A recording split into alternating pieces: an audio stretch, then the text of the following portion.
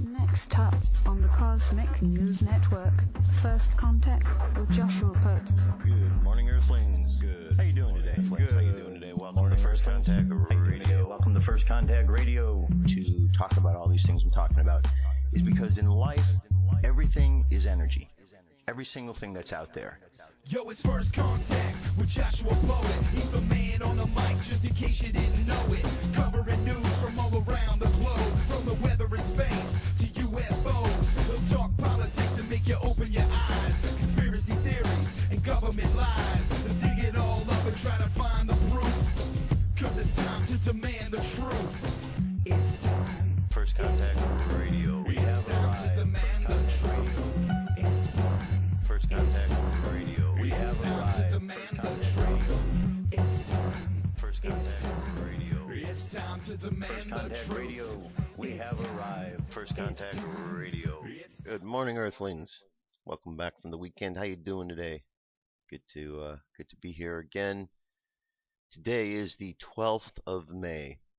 Yesterday was Mother's Day. Hope you had a good day, and here we are, beginning of a new week. Okay, what we can see here is we see a moon sign that's making a transition right here. We're going from Libra to Scorpio. That transition set to take place later this evening. So in the meantime, we're coming out of the Libra. Libra is a sign of balance. Finding our karmic balance, balancing ourselves out, finding justice in our lives. The sign right here, Mercury, is forming a trine with Mars. This is something that we're going to experience in the next couple hours. This aspect takes place. Trine, remember, is a nice positive alignment there with the energies. So Mars can be very passionate. Mars can be very creative. And in the terms of the trine with Mercury, communication, it could show some good, passionate, creative communication that takes place. So that's a good thing. Remember, when Mars gets bottled up, it becomes very warlike and aggressive. However, with the trine, it shows something positive going on. So it seems like there is a nice positive flow going on there. And then, of course, the transition into Scorpio later tonight for the moon sign. Okay. Another site here is called the Cosmic Path. They have a nice little, Stephanie has a nice little daily weather report. Kind of summarizes things here. Waxing moon, moon in Libra. Moon enters Scorpio tonight. Moon void, of course, midnight. Pluto is retrograde. Saturn retrograde. Mars is retrograde. Mercury is out of bounds and active wormhole. So, little summary here. She says Libra moon spends the entire day in the Via Combusta and is void from midnight until she moves into Scorpio at 9:08 p.m. Eastern Daylight Time. After yesterday's Venus-Mars opposition, a polarity turned into a superopposition when Venus and Mars form a contraparallel today at 10:27 a.m. It is difficult to know whether Venus in Aries is a more powerful energetic for Libra than the stationing Mars in Libra. It's dear that both planets make the Libran part of each of us reverberate with energies it was unaware of before. This polarity opens up a bridge in which each archetype comes from the other side of itself. If there's ever been a time to make a complete polar shift within ourselves, this would be the time. And what's cool here, she has these charts here. Let's see more. It just opens up what's going on here. I don't know what's happening here. I got this crazy little thing popping up. There we go. Nope. Alright, apparently it's not going to happen.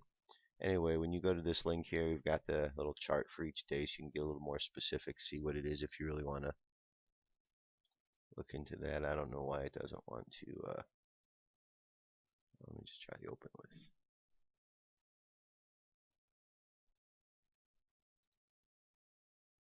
Alright, I don't know. Let's see, can you see this? It's quite large for the screen. Yeah, this is for today. So if you want to get a little bit more detailed look at where today is, just follow along with the chart. First, it might look kind of like a bunch of gibberish, but once you start looking around, you start to see the symbols that make sense where they are. The Sun, Mercury, Jupiter. Once you go around and you find out where the signs are, and that way you can start to, look and see what's what, how it all fits together. So it's kind of a nice, interesting exercise just to see how these charts all come together. All right, let's look at our numerology for today, number 6. So here's how we arrived at the number 6. We have 5 plus 12, 1 plus 2 plus 2014. Altogether, we got 15, 1 plus 5 equals 6. So we know 6 is the lovers, right? Hebrew letter Zayin, sword is the meaning of that. It has to do with discernment, making choices. Got the male and the female, and then we have the angel. The male, the conscious mind, is looking to the female. The unconscious mind is looking to the higher self. That's what this is all about. So we can make our choices from that position. We see the card representing the Hierophant, or the representing Taurus, where we're at, the moon sign, the sun sign, excuse me. Okay, bringing the spiritual into the physical. I know we're in the physical world and we're used to the physical, but we're reminded by these spiritual teachings to look a little deeper, find a way to connect the two. And then, of course, you have Justice, Libra. This is currently where we're at right now with our moon sign, and this is where we're moving into. Okay, Scorpio. So we're going from a air sign into a water sign, from actions, words and actions, into emotions. A tarot card, as I just showed you, that represents Scorpio is death, because it's a deep transformation that takes place. Doesn't mean a physical death. It just is a transformation of one thing to the next, but that's what we're coming to, so we're not there yet. Anyway, today, this is what we're dealing with. Let's look at our tree of life to see where everything is. Okay, our moon sign, let's start off with first, which is in Libra. Libra's right here. It's going from severity, Mars, to the heart. Okay, our sun sign, Taurus, right over here. And we have our numerology, 6, right here, coming from understanding to beauty. And then where we're heading to, coming up later this evening, Scorpio, it's down here. Okay, so just by looking at this, and just remembering, the circles are the classrooms, and the paths between them are as we're applying the lessons. So we know that today we have a Libra moon. So the Libra runs between severity and beauty, between Mars, between the sun. The lesson of severity here teaches us that things can be very severe, a lot of intensive energy, leans on one side of the pillar, one pillar on the tree of life, that is the pillar of extremity. In order to come back to complete balance and karmic balance, go back to beauty, go back to the heart. And therefore we have the path of justice. And so we find that going from severity, this is the way in which we balance out, use our words and our actions to balance out our karma, to get ourselves back to our heart. And the lovers, discrimination, choices, after we come to understand things, we use our discrimination, or sense of discernment, to be able to find what we need to find to get back to our heart space. Here, again, with the Hierophant, we've learned things. These things are pretty expansive, and as we learn them, there's some humility that we learn from the situation. Okay, so it's a great symbol. Look at this every day, see what you can learn from it. You learn a lot. Current moon phase, it's almost up to that full moon. There it is right there. It's a waxing moon, 94% of the way full. Look at the sky tonight, and you're going to see this particular configuration here. Says that 3 zero-magnitude stars shine after dusk in the May Arcturus.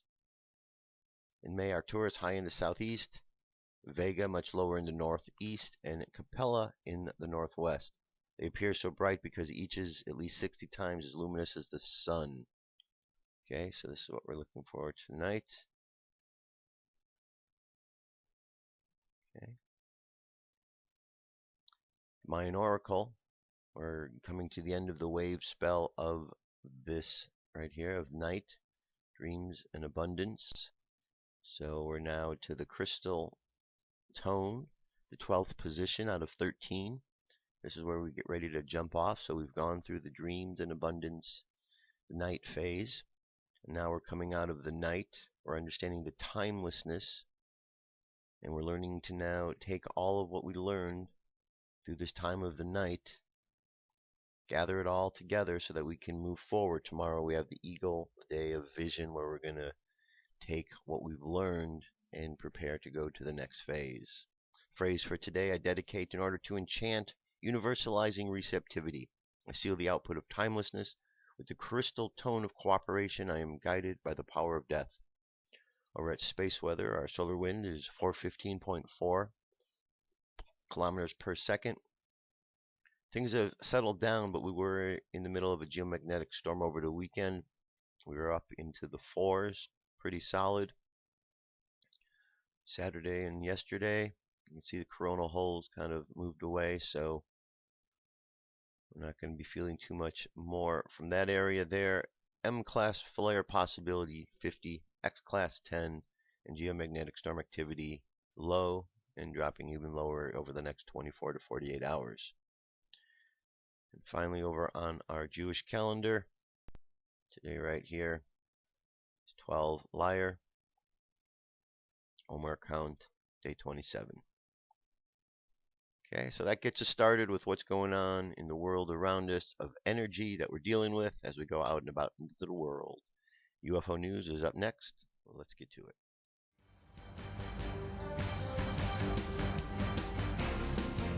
This is the UFO News with Joshua Poet.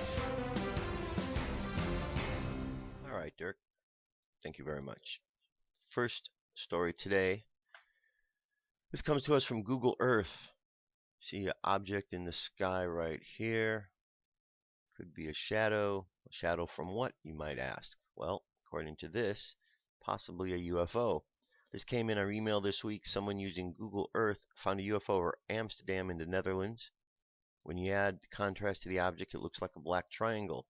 There is also sometimes another small black object in the sky further away. Check out the video I made and tell me what you think it is.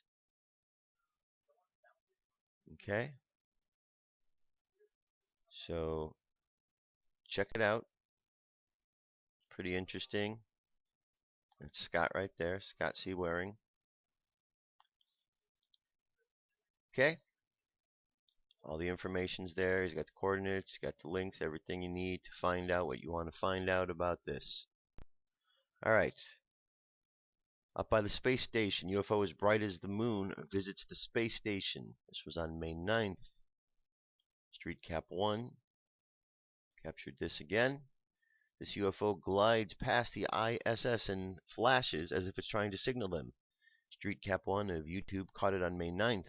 It is very strange that the UFO is so bright like the moon and then glows in brightness only to disappear. The color of the UFO matches that of the space station due to the sun's odd angle and reflection from its surface, which causes the orange hue. Let's take a look here. 57 seconds to this video that was recorded from the 9th of May. There's our object right there.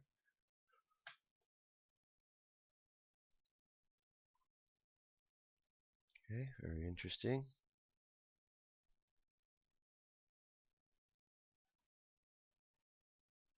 So what do you think these things are?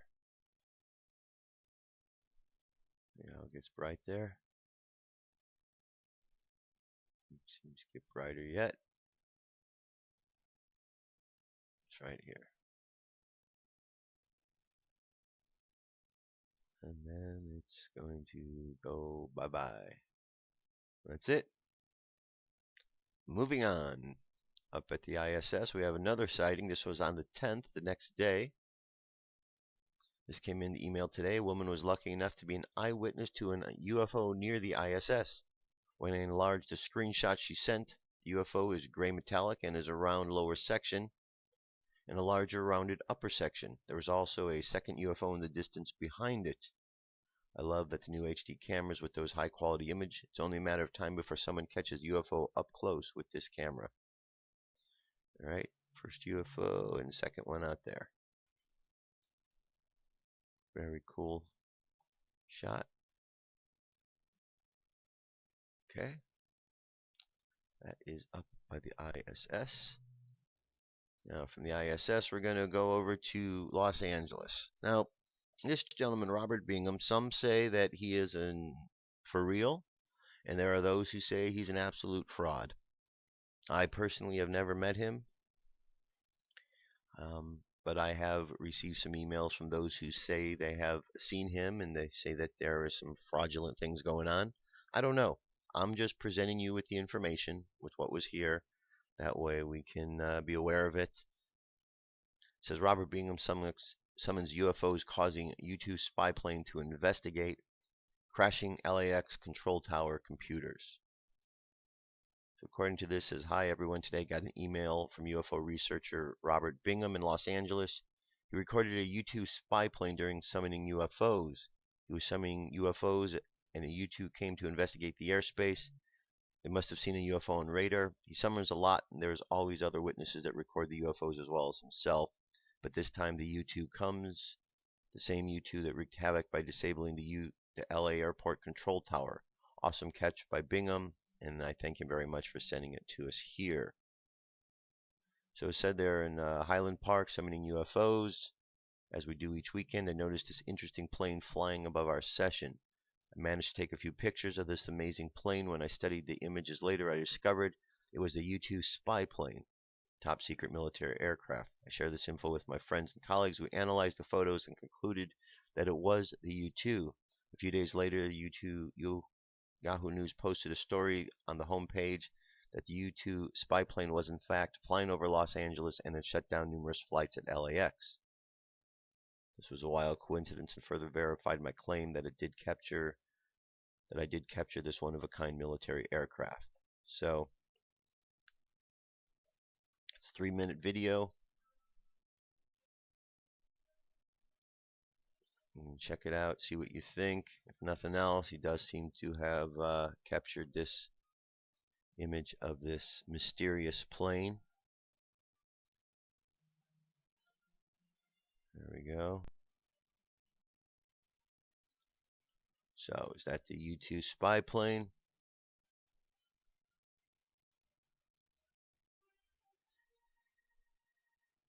Okay, this was supposedly on the 30th, so last week. And claims that there were computer problems over at LAX.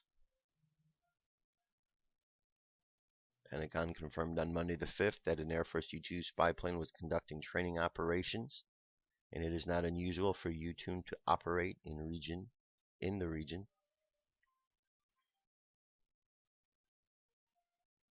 The problem canceled 50 flights and delayed 455 flights, according to the airport. Impacts of delays were felt at airports across the country. The agency corrected the problem within an hour and added more available memory for the computer to prevent it from happening again. Were the pictures taken of a U-2 plane twice the height of a normal commercial airliner? These planes have been flying over LA for a while. Okay, so very interesting. Interesting capture. But again, I say we take it all with a grain of salt because there's different theories on whether or not what are being summoned or seen are real or not. But I'll leave the video for you to decide. Okay, disc-shaped UFO over Chile. Here we have interesting footage of a bright disc-shaped object recorded in the sky above Chile. This was the end of last month. There's our object in question. Just looks like a round orb. Said it responded to the mirror reflections by increasing brightness and making visible to the naked eye. It's a 2-minute, 58-second video.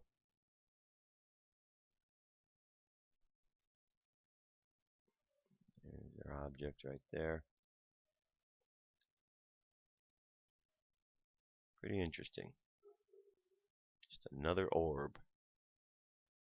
Moving along from there, here we go up to the Cassini landed up by the moon, Saturn's moon Titan. Right here we have an object that doesn't look, well, it looks a bit structured, doesn't it? We have right and left angles there. I was looking through Saturn's photos when I came across one that had the landing area of the Cassini-Huygens site. I knew the landing site had to have something of high significance for NASA to send a probe and land there, then take off again. The site photo had a close-up view, and I found two structures with a lot of right angles. The structures in the photo above looks to be 3 to 4 floors high. I say this because it has depth to us. The shadows reveal 3 layers, one on top of the other. Okay, so just possible series of buildings there in the area where the probe landed, where the Cassini went. It's quite possible. We've certainly heard these stories before of stuff going up on Mars. So the project to land Cassini on Titan was NASA and ESA working together. So the European Space Agency also know about the buildings. Makes you wonder how many countries know about the existence of aliens. The landing took place back in 2005. Okay, and then of course we do have a video with Scott explaining his findings. Okay, so it's 6-minute or 8-minute and 20-second video. Check it out, see what you think. I'm moving on. Here's a picture you may have seen.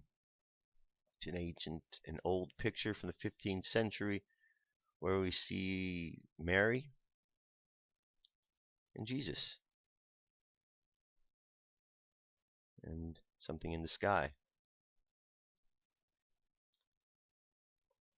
Artist Domenico Ghirlandaio often linked to the Madonna with the Saint Giovanni painting in the 15th century, although it has been attributed to Jacopo del Celio and Sebastiano Mainardi.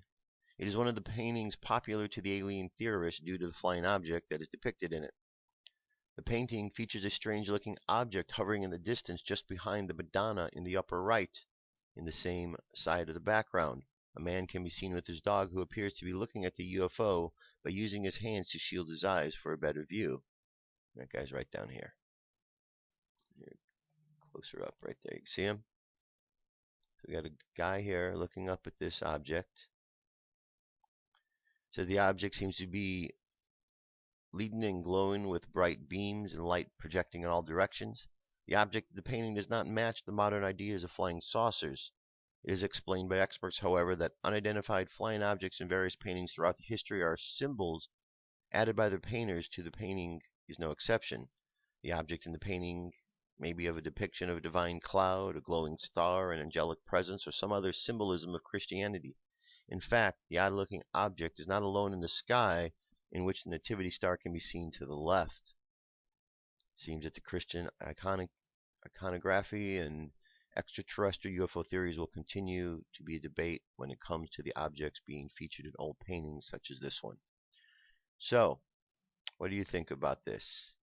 When you look at these old paintings, do you think that's what was going on? They were just putting symbols in their pictures? Or are they possibly putting something in there that they believe existed? Because this man here, this person, is looking at something there. So it was very evident that somebody put something there and then a person to look at it. Very interesting. All right. I'm going to move on I'll be back. We've got some news stories. Stay tuned. Come into our circle, Great Spirit. Fill our souls with peace.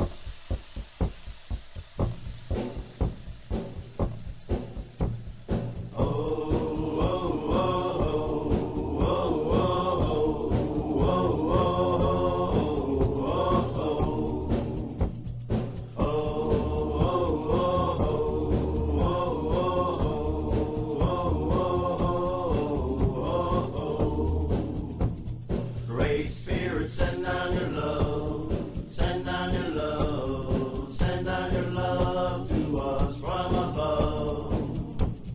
Great Spirit, send down your love, send down your love, send down your love to us from above. Oh, oh, oh, oh, oh, oh, oh, oh, oh, oh. Great Spirit, shine. All right. So here's an article talks about a second sun that was discovered. Now we've heard the theories about a second sun for quite some time, right? In the study and looking for Nibiru, we're hearing about a second sun as we were coming through making the approach to 2012, and since we've gone past the date, we've been looking for a second sun. So we're not, and there's tons of videos. If you go to YouTube, you can find a lot of videos out there where people are claiming to see second suns. Some of them hoaxes, some of them not quite certain what they are, but something was seen. Here I have an article. It says astronomers discover a second sun. An international team of researchers led by astronomer Ivan Ramirez at the University of Texas in Austin has discovered what is being referred to as the sun's long-lost brother.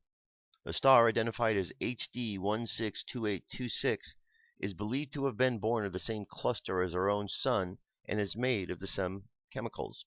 According to astronomers, stars born of different clusters bear different chemical compositions, which means that finding two stars with identical compositions is, as is the case for our sun, its newly discovered sibling indicates a shared origin. In the case of the sun, barium and yttrium have been identified as key distinguishing elements. HD 162826 is 15% more massive than our own sun. It would have emerged from the same gas cloud roughly 4.5 billion years ago and is located 110 light years away in the Hercules constellation. Researchers are hopeful that the method used to find this first sibling will help find other stars born in the same cluster. The idea is that the sun was born in a cluster of 1,000 and 100,000 stars. This cluster, which formed more than 4.5 billion years ago, has since broken up, says Ramirez. A lot of things can happen in that amount of time. The member stars have broken into their own orbits around the galactic center, taking them to different parts of the Milky Way today. A few, like HD 162826, are still nearby. Others are much further afield. As more siblings are identified, scientists are able to trace the stars back to their birthplace and piece together a fuller explanation of where and how our sun formed. We want to know where we were born, Ramirez stated. If we can figure out in what part of the galaxy the sun formed, we can constrain conditions on the early solar system. This could help us understand why we are here. Ramirez added that there is a marginal chance that these sibling stars could have developed solar systems with other planets that harbor life. In the earliest days, collisions could have broken the chunks of the planets and sent them hurtling towards other heavenly bodies, such as an interaction could have brought primitive life to Earth, or even sent a life-bearing fragment of Earth to another planet. So it could be argued that solar siblings are key candidates in the search for extraterrestrial life.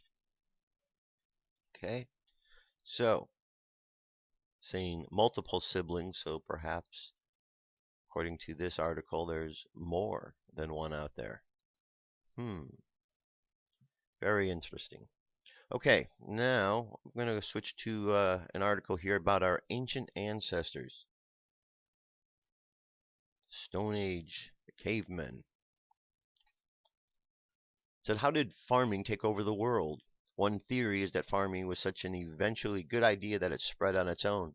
As hunter-gatherers encountered farmers, they were converted into an agricultural way of living. But a large-scale genetic analysis of Stone Age remains in Sweden suggests that this wasn't the case. Instead, it seems like early farmers and hunter-gatherers had deep-rooted genetic differences. This suggests that European families were so successful that they displaced hunter-gatherers as they spread across the continent. Pontus Skoglund of Uppsala University in Sweden and his colleagues sequenced the DNA from 11 early hunter-gatherers and farmers dating back to between 5,000 to 7,000 years ago. 4 were associated with late Stone Age farming settlements. 7 were identified as coastal hunter-gatherers. DNA analysis showed that the farmers are hunter-gatherers descended from distinct genetic lineages. It is quite clear that the two groups are very different, says Skoglund. Comparisons with the genes of modern populations reveal them to be more distinct than the genomes of modern Scandinavians and Italians. Previous analysis of the isotopes in the bones of the 11 Stone Age individuals also showed that the hugely different diet the two groups had. The hunter-gatherers relied primarily on seals and fish, while the farmers ate mostly land protein, presumably from the animals that they took care of. More interesting, here we find that the lower genetic variation among the hunter-gatherers than among farmers. Let's see, this means that hunter-gatherers were very closely related to each other, which generally indicates a small population living in small groups. Author Stom thinks that there's a few possible explanations. One is that after humans left Africa, some flourished by becoming farmers and exploiting the fertile lands there they found in Near East. Others ventured further north, where they continued to rely on the wild animals they killed and the plants and the berries they collected from the landscape. These groups were split into small populations that survived in isolation between ice sheets. The Swedish data shows some mixing between the groups, suggesting that as the farmers swept later north, they interbred with the hunter-gatherers, that they encountered and assimilated into cultures. The exchange seemed to have been unidirectional here. There is very little, if any, evidence that farmers were assimilated into the hunter-gatherers. The findings support previous studies of early farmer and hunter-gatherer populations in Germany and elsewhere, says Joachim Berger of Johannes Gutenberg University of Mainz in Germany. Okay, so a little bit of info on our ancient ancestors, how they lived and behaved. All right, moving right along. Well, this is an article about Hollywood, and it has to do, it says Hollywood's Year of the Bible right on time. And we do see that there are more biblical stories that are coming out of Hollywood. We had Noah, we had the Son of God, we had the whole series about the Bible, though it wasn't on in the movie theaters, it was running on television and it's still running. And there's more movies to come. Hollywood's Year of the Bible right on time. In 2014, Hollywood has set its eyes squarely on the faith in the Christian movie market, a noticeable change that has been nearly 30 years in the making. So far in 2014, and what many publications have dubbed the Year of the Bible, moviegoers have flocked to faith in Bible-based films, Son of God, Noah, God's Not Dead, and Heaven is for Real, with many more in store for the coming months, including Ridley Scott's Exodus, Gods and Kings, A Long Way Off, Left Behind, and Alone, Yet Not Alone, only to name a few. There hasn't been this much Hollywood interested in biblical material since the last mid-century, remarks London's Financial Times, when movies such as Quo Vadis, The Robe, The Ten Commandments, Ben-Hur, Solomon and Sheba, The Big Fisherman, and King of Kings all came out to popular and critical success. But it was not that long ago when it seemed that though Hollywood had forgotten all about faith and family audiences. Back in the mid-1980s, the trend in Tinseltown tilted towards the rated R variety, and even the most popular films contained graphic sex scenes and outright nudity like Top Gun, The Terminator, or heavily profanity such in 1984's top movie, Beverly Hills Cop. In 1985, however, something dramatic happened in Hollywood. A ministry called Movie Guide was launched, and its impact is showing up in record ways nearly 30 years later. Movie Guide's revolutionary approach to transforming Hollywood began with analytically comparing the content of every movie made to how much money it made at the box office. Movie Guide founder Ted Baer then launched an annual award ceremony in part to reveal the captive audience of Hollywood executives the statistical reality that faith and family-friendly films outscored their seedier competitors with ticket buyers. As they say in Hollywood, money talks. Movie executives started to realize they were throwing millions down the drain by making filthy and faithless movies. One by one, the big studios began changing their ways. When we started Movie Guide in 1985, the major studios in Hollywood released few movies with any popular Christian content or values. Less than 3% of the total number of movies made that year. Baer told WND, by the time we started the annual Movie Guide Faith and Values Award Gala and report to the entertainment industry in 92 and 93, however, there were 27 such movies, about 10.38% of the market share. Incredibly, 22 years later in 2013, at least 179 or 65.57% of the movies released by the industry contained at least some positive Christian redemptive content. That's the numerical increase of almost 563%.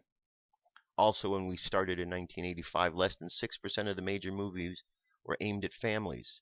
Baer continued, in the past several years, movies marketed to the families have increased in nearly 40% of the top movies released in your local movie theaters. Finally, since we started in 1985, there was only about 1 or 2 movies being made with strong, explicit Christian content values. Baer said, but now there are 65 or more such movies each year.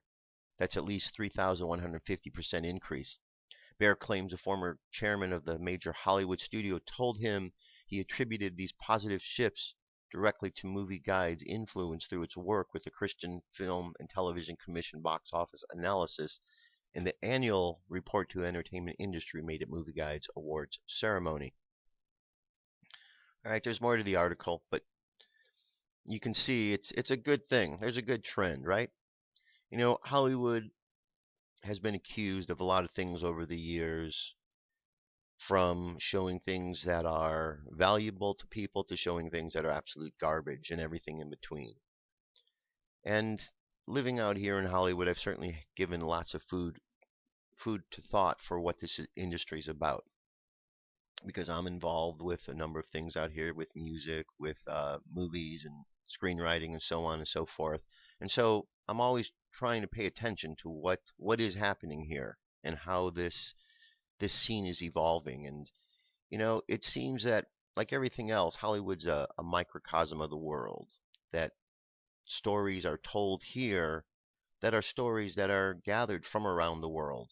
And as these stories are told, depending on the truthfulness that's put in, they help to inspire, or they bring other elements into the world today. And I think movies are very helpful because they can show us in some ways what is really going on in the world. Or music. They can teach us in ways that are not necessarily the classroom-based teaching, but ways that have very direct impact. Because we know that sounds and colors and words and music all have an impact. So when you put all of these together, and someone goes to a movie and has that experience, or turns on the television, you're getting sounds and colors and moving images and words that are coming across, and music and everything that's going to go in to hit all of the senses and affect you in some sort of way. Think about when you were growing up, how movies inspired you, or movies that completely scared you and maybe taught you some important lessons. So it's good to know that Hollywood is making a change like this, especially being out here part of this whole scene, because I don't want to be a part of a scene that's just crashing and burning. I want to be a part of something that is bringing value to the world. So it is good to see, Hollywood itself is a magic wand. Hollywood, the magic wand, was carved out of the wood of the holly. And the Druids used the magic wand to create magic. Well, Hollywood, as a magic wand, can be waved by a magician, a good magician or a dark magician. And we've seen both examples of it. However, seems that we've seen a lot more examples of the dark magic taking place. And it's time to see the good magic, the good stuff going on out there. And that seems to be the battle. So just as much as there are those out there that are causing problems, just as much as there are those filmmakers in Hollywood that are just making garbage for the sake of making garbage, there's also good people doing stuff. And this article and, they're all part of it. So, but again, we need to take things with a grain of salt because sometimes, filmmakers and artists take liberties and so on and so forth that maybe, are a little different than what we know. All right. So check out the article, see what you think, and I'm going to move on to something that kind of ties in here. This is an article from In5D. It's called Forgiveness as an Ultimate Act of Self-Love. Forgiveness can be a really sticky issue. Everyone knows it is blessed to forgive, yet most of us, secretly or not so secretly, harbor grudges, carry resentments, relive betrayals, and plot revenge, if only fantasies. After all, we've earned those stripes through our own pain and anguish. If we let it all go, then we lose part of ourselves, don't we? If we let it go, it means it doesn't matter that we were hurt, doesn't it? Often people resist forgiving because they believe in doing so that they are condoning bad behavior, invalidating their experience and pain, pretending it never happened and letting the person off scot-free. Well, that's simply not the case. Forgiveness means acknowledging and accepting that something very painful happened to us, or yes, was done to you, and letting it go and leaving it in the past where it belongs so you can heal or move on in your own life. The other person probably moved on a long time ago. Remember, it is totally up to you to what, if any, future relationship you have with that person, and what will likely depend on whether he or she apologized, expressed true remorse, made amends, and worked to earn your trust again. Remember the adage, hurt me once, shame on you, hurt me twice, shame on me? It's true. Turning the other cheek may mean turning and walking away. We definitely don't have to go back for a second dose, and it behooves us to learn from our experiences. We can only learn when people really are observing and sometimes experiencing their actions. Every action is information about who a person is and whether or not we want them, him or her, in our lives. And as Maya Angelou said, when a person shows you who they are, believe them. Holding on to the past grievances is like permanently holding ourselves in the moment of pain so we can relive it over and over again. When we are all stuck emotionally in a painful event, we are stuck firmly in the past, not moving forward with our lives, and we are giving our lives over to a single event. It becomes a defining moment for us. Many people actually find their entire existence in terms of someone else did to them over the years, and even decades ago. Is it possible they want their entire life to become a shrine for one painful event? Why? What is the emotional payoff for that? Think of it this way. Someone walks up to you, hits you in the head with a baseball bat, and walks away. Instead of going home to get first aid and heal your wound, you pick up the baseball bat, and over the next few years, periodically pick up the bat and hit yourself in the head again and again. By the end of 5 years, you've hit yourself in the head a few thousand times, and you've built up anger and resentment, adding force to each blow. The person who originally hit you with the bat did it only once. So at the end of the 5 lives, who caused you the most pain and the most harm? That person or you? Emotional pain, anger, resentment, and bitterness build up in our systems if we don't vent them and let them go. Emotions are intended to be energy in motion, and emotional energies can cause all kinds of problems if they don't move out of our systems. They are like toxic fumes that continually swirl around us. They make us sick, and worse, attract more toxic fumes. They will attract more painful events, and they will emit more toxic fumes. We continue creating a loop each time we relive our event in our minds. The neural networks that were created become deeper and stronger, so it is easier to fall back into that thought and feeling. It poisons our minds, our hearts, our bodies, and our lives, and often the lives of those around us. Before long, we view everything through the filter of our own vision. Our thoughts and our emotional processes are so poisoned that the only thing we can see, think, or feel is pain, anger, resentment, and bitterness. We begin to believe that life is defined by that, and we no longer allow anything else in because the outer reality always proves our beliefs are true. Okay, so there's a lot more to this article, but I'm going to get to the end because it gets into forgiveness. See, there's a lot here. It says, why not leave all those festering wounds, all the pain and emotional baggage in the past where it belongs? Close the door on it. Start fresh. Begin again. Treat yourself and others the way you've always wanted to be treated, with love and respect, kindness and consideration, and yes, forgiveness. When you make a mistake and do something stupid or unintentionally to hurt yourself or others, we start by loving ourselves more, treating ourselves better, and forgiving our faults, foibles, and mistakes. Those around us can follow suit or fall away. And if there is a falling out or falling away in these transformational times, we can do our best to allow that and send the other person off with love and forgiveness, knowing that when we allow change rather than resist it, everything does work out for our highest good. This is an article from Ellen Dye. Very good article. So it's important that we learn to forgive. Now, reading this article and kind of brings to mind some conversations I had over the weekend. I had some really good conversations with folks about a number of subjects. One of the subjects was the subject of racism. This is a very touchy subject, but racism seems to come up because we have an issue that is from the past that we have not completely dealt with or forgiven. And racism is an ugly, ugly situation that occurs that seems to come out of hatred. Hatred of another group because they're different. Now, all races on this planet have been ostracized and have been put down at one point or another.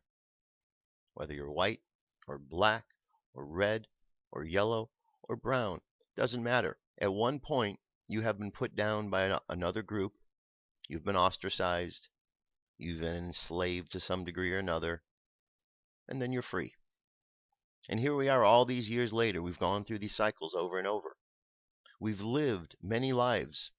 We've gone through reincarnation cycles where sometimes we've been white, sometimes we've been black, sometimes we've been red, sometimes brown, sometimes yellow. We've had an opportunity in this lifetime to go through all of the variety of races, to have an opportunity to live in the skin of all of the different types of beings upon this planet. So we have an opportunity now to forgive what we know of the past, because it is quite possible in this day and age. Let's take, for example, the issue of slavery that we know of. We know the real intense slavery, the kind, like the movie Roots, Kunta Kinte and all of those. We know of that story. Well, if we look at that in reality, nobody alive this day was alive during that time. Ancestors were. So we could be angry about what our ancestors went through, or we could say, well, that was our ancestors. It really sucks that they went through that. What can we learn from that so we never get into that situation again? Or the generation can say, we're really upset what our ancestors went through, and they can continue to propagate that through anger. Same thing can happen with the Jewish community. They could be upset about what happened with the Holocaust, and they continue that anger on to the next generation. Whites can be upset about their enslavement that they've gone through, and they can carry it on. The Japanese can be upset about the internment camps they went through, on and on and on.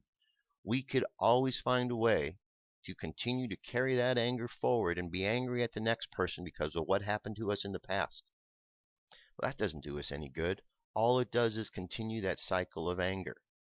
And what if, in another lifetime, you happen to be the other skin color that was being oppressed during that time, or maybe you happen to be one of the oppressors during that time and now things are different. If we step back and look at things from the bigger picture, we realize that all of this is just, it doesn't matter. It doesn't matter the skin colors because we're going through the same challenges all the time. We seem to be caught in a loop of fighting with ourselves over what basically color clothes we're wearing. Because that's all this is. It's a suit. It's a suit of clothes. And when we step past that, we realize there is a unity amongst all of us. And I think that's what we're finding more and more. So as we get into the forgiveness, as we see more examples of faith in the world, we start to see that there is more of this unity. We start to find out that those who are spreading lies and mistruths isn't the general attitude of what's going on. Over the course of the weekend, there were a couple of things that happened. The first openly gay football player was drafted, and a bearded drag queen won a huge contest, a Eurovision contest. She sang before 180 million people. These are examples of places in society where we're accepting situations that we didn't accept in the past. And so I think it's really awesome to see what we're capable of when we let go of preconceived ideas, when we let go of anger, when we let go of that past and say, bad things have happened to all of us.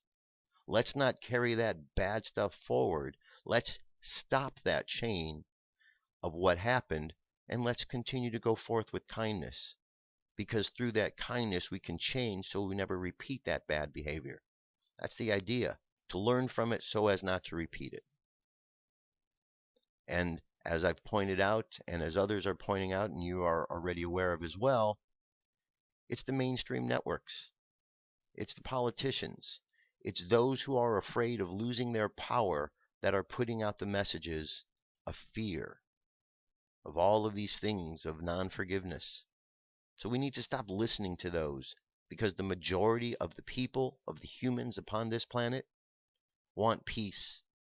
They know how to get along with each other, and they're ready to move forward in life. We just have a small minority of troublemakers upon this planet. And that minority, if we look at them, will have an equal amount of races amongst them. But that small minority has a bigger platform, a bigger place from which to speak. And because of that, they're affecting more people. They're just a minority. Stop listening to them. We need to forgive each other. We need to learn from the past. And we need to move forward with that understanding of love and forgiveness that can help us. Okay? So the article's here. Read the article. I'm going to move on. This is message this week. It's from the High Council of Orion. Here we go.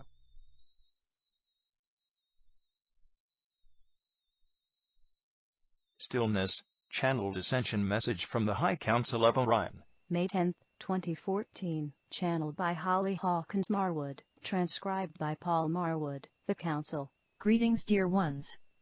We are the High Council of Orion. Stillness is today's topic. We're going to discuss the importance of finding moments of stillness in your life to give you a greater level of clarity, a greater awareness of your pathway towards action, even your awareness in your pathway towards inaction, which is appropriate at times. How often are you bringing the awareness of stillness into your life each and every day? Stillness can be in terms of your mind.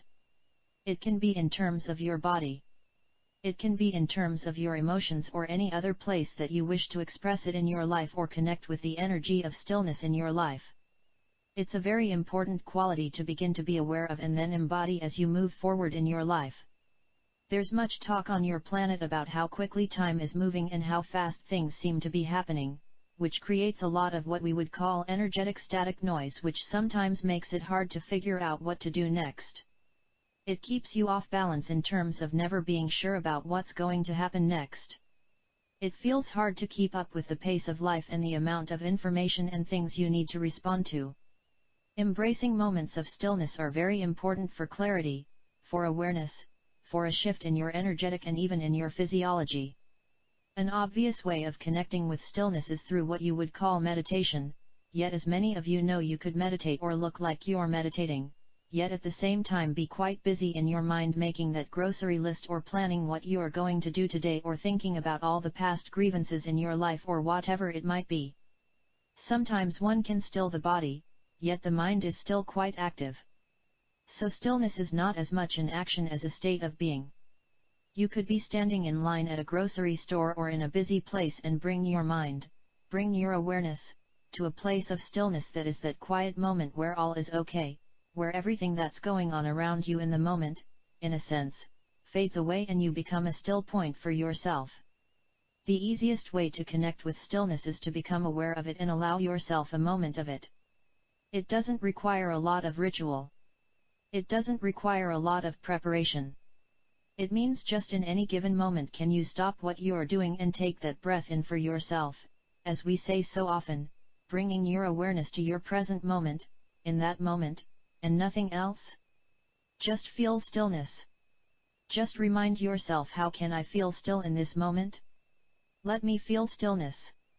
Perhaps you have an awareness or feeling or connect with stillness for 10 seconds or 15 seconds or even 30 seconds, and then your mind takes you on to the next thing, or the phone rings or something else requires your attention, and that's okay.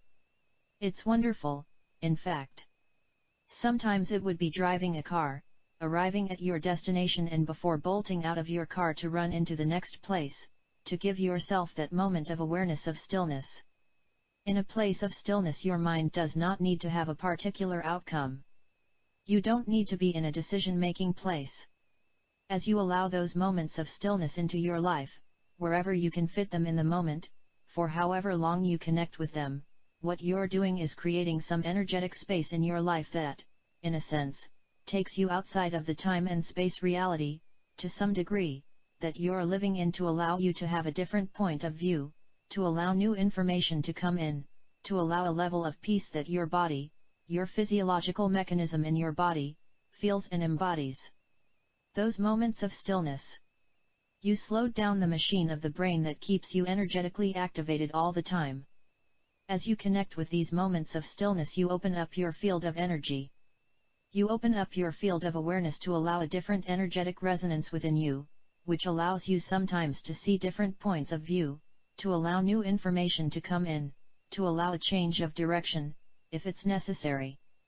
So many of you are responding to this intensity of energies by barreling forward harder, as if you're a very fast train on a track. A fast train on a track can change directions very easily. It just barrels along on its track, and anything in the way really just gets blown aside. A fast train on the track isn't open to new points of view about direction or even seeing the scenery go by. If you allow yourself those moments of stillness in the day, as if you were walking down a path instead of a high-speed train barreling down a track, you have an opportunity to choose a different path, move off the path, even be aware of being on the path, and just move more slowly and easily because you are not barreling through life the same way.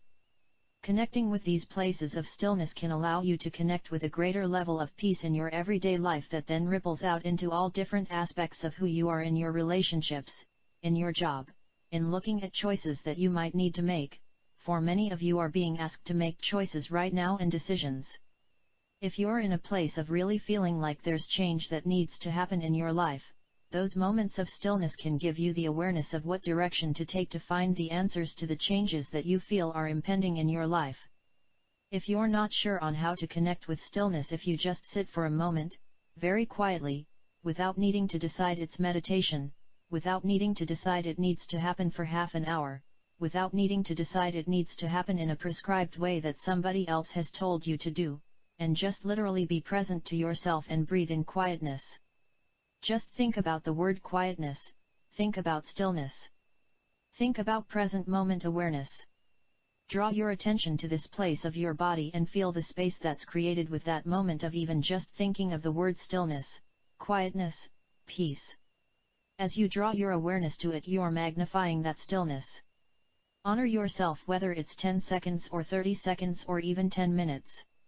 From this place of stillness you will connect with a greater truth of who you are, connect with a greater awareness of what's to do and what's not to do in your life.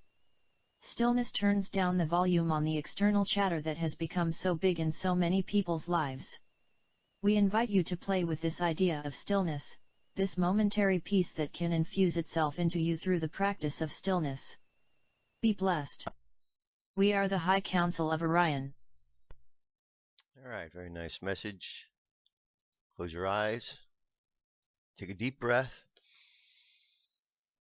Exhale. Take another deep breath. Exhale again. And breathe in and out. In. Exhale. And continue to breathe in and out. And just feel the rhythm of your breath. In and out. And as you breathe in and out, feel the stillness that exists within this breath. Just feel the stillness and the quietness quiet strength that exists within the stillness.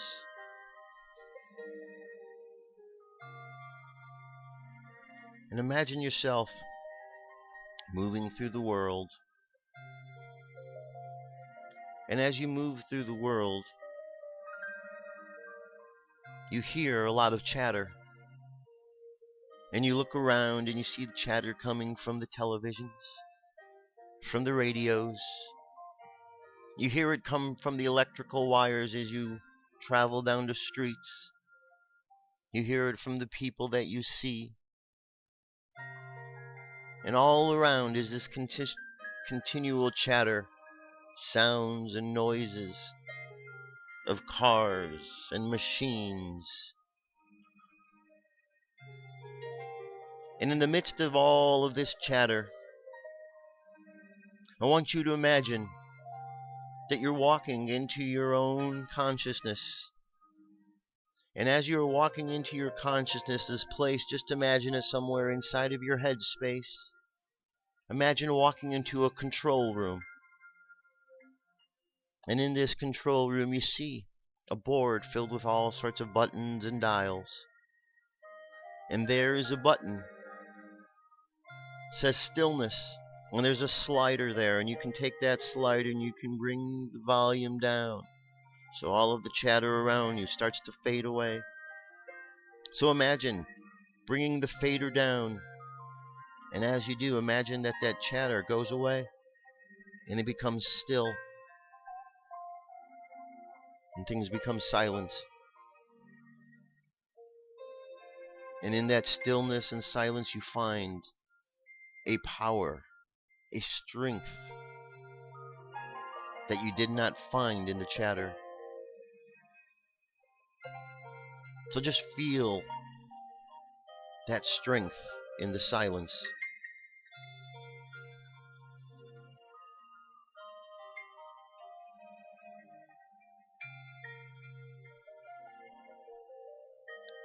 And as you are just allowing your mind to contemplate whatever thoughts pass through in this moment of silence, contemplate these words.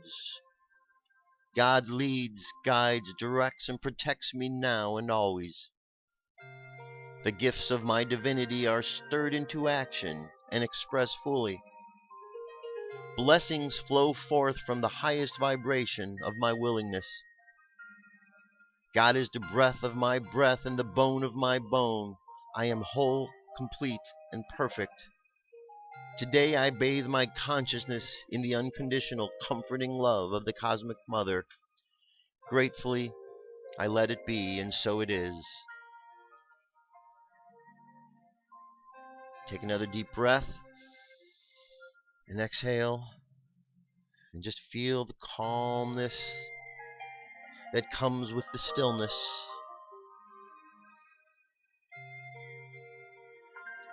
Just feel the rhythm of the air moving back and forth through your body. And feel the stillness within this air as it moves through your being.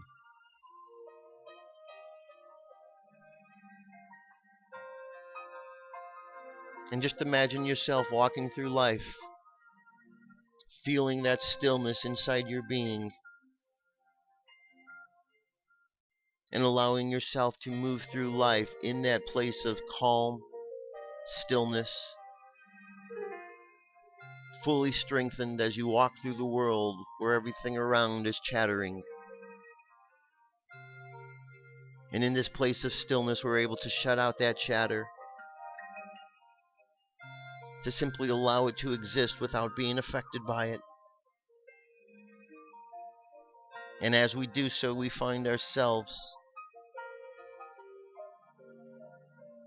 more focused, more peaceful. And we notice that others around us pick up the example from us.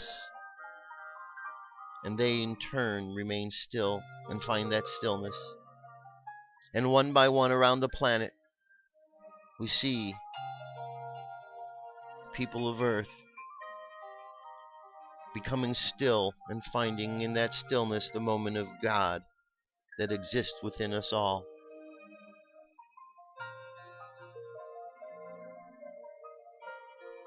So let your subconscious mind continue on that journey of stillness.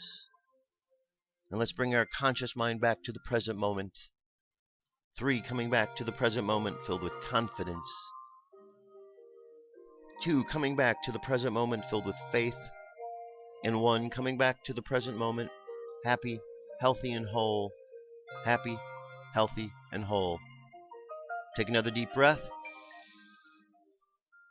Exhale. And open your eyes. That's it, my friends. That is it for today. Thank you very much for being here. I'll be back tomorrow with more news and information. Tomorrow we're going to continue on with the Book of Urantia. So get that ready. Maybe read through a little bit, and we'll continue on from there. Have an awesome day. Much light and love to all of you. I'll be back tomorrow. We'll talk real soon. Peace. I'm out of here.